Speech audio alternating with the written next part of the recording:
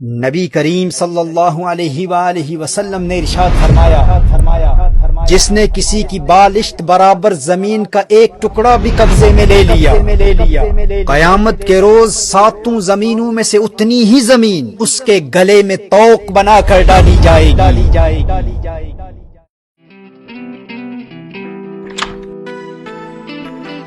अस्सलाम वालेकुम साहब जी। वालेकुम सलाम। ओह नहीं साहब जी, मैं बेकारन नहीं हूँ। जी फरमाएं। वो आपने अखबार में इश्तिहार दिया था ना घर के कामकाज के लिए, मैं बस उसी के लिए आई। हाँ तशरीफ लाएं, अंदर आए, अंदर आए। देखें बेटी, आपने कपड़े और बर्तन धोने हैं और सफाई भी करनी है। मैं इसका आपको 10,000 महीने का दे दिया करूँगा। जी ठीक है साहब जी। आपकी बेगम नहीं है? दरअसल मेरी बेगम की डेथ हो चुकी है और मेरा एक बेटा है जो बाहर के मुल्क में होता है, और बेटी अल्हम्दुलिल्लाह अपने घर में खुश है। बेटी आप रो क्यों रही हैं?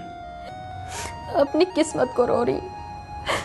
आपकी बेटी कितनी खुश नसीब है कि अपने घर में है, और एक मैं हूँ जिसका कोई घर ही नहीं है। बहुत दुखी मालूम होती हो, क्या बात है मुझे बताओ। नहीं साहब जी, मुझे अपनी आग में खुद ही जलने दे। नहीं बेटी मुझे बताओ, जैसे मेरी बेटी शाइस्ता वैसे तुम हो, अगर हम एक दूसरे के काम ना आ सके तो क्या फायदा इस जिंदगी का। साहब जी, मैं ना अपने माँ बाप के साथ उनके घर में रहती थी, फिर मेरी शादी हो गई, एक बेटा भी हुआ, फिर एक हादसे में मेरे खावंद की मौत हो गई और मैं फिर से अपने माँ बाप के घर आ गई, जहाँ मेरा भाई रहता है अपनी बीवी बच्चों के साथ। लेकिन फिर उसने रुखसाना, मेरे हालात इस काबिल नहीं है कि मैं मजीद तुम्हें अपने पास रख सकूं, और ना ही मेरे पास इतनी रकम है कि मैं तुम्हारा निकाह कर दूं। तुम ऐसा करो कि दारुल अमान चली जाओ। जमाल भाई, कैसी बातें कर रहे हैं आप? ये घर मेरे भी माँ बाप का है। जितना आपका हक है इस घर पर, उतना ही मेरा भी है। आप मुझे मेरा हिस्सा दे दीजिए, मैं चली जाऊंगी। कौन सा हिस्सा है तुम्हारा? वही जो अल्लाह और उसके रसूल सल्लल्लाहु अलैहि वसल्लम ने मेरे लिए मुकर्रर किया है। रुखसाना, आइंदा ऐसी बात मत करना।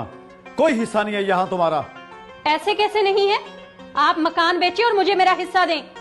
दूं मैं तुम्हें हिस्सा? निकल जाओ मेरे घर से, और आइंदा कदम मत रखना। निकल जाओ।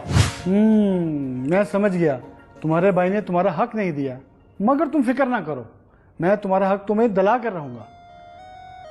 बहनों और बेटियों का हक खाने वाले ये समझते हैं कि अल्लाह के अजाब से वो बच जाएंगे। मैं एक वकील को जानता हूं, आज ही उससे राब्ता करता हूं। तुम मुझे पूरी तफसील बताओ।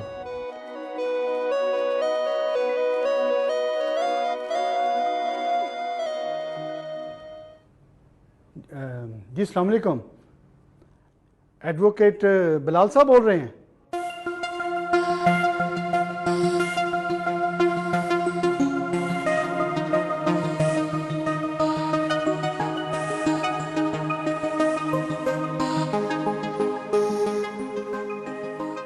अस्सलाम वालेकुम साहब जी। वालेकुम सलाम। पानी पिलाऊं आप? नहीं बेटी शुक्रिया।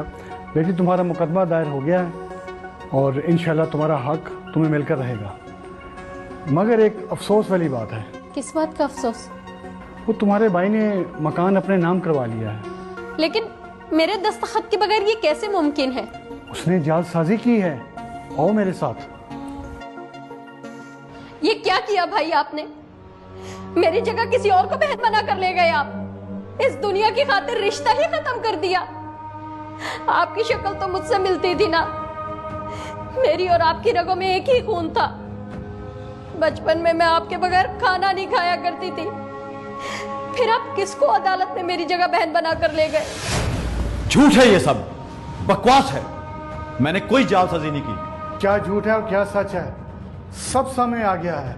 मैंने सब पुलिस को बता दिया है। नहीं साहब जी, इन्हें छोड़ दें। आखिर मैं इनकी बहन हूं, मैंने इन्हें माफ किया। देखा, ये होती है बहन जिसने तुम्हें माफ कर दिया।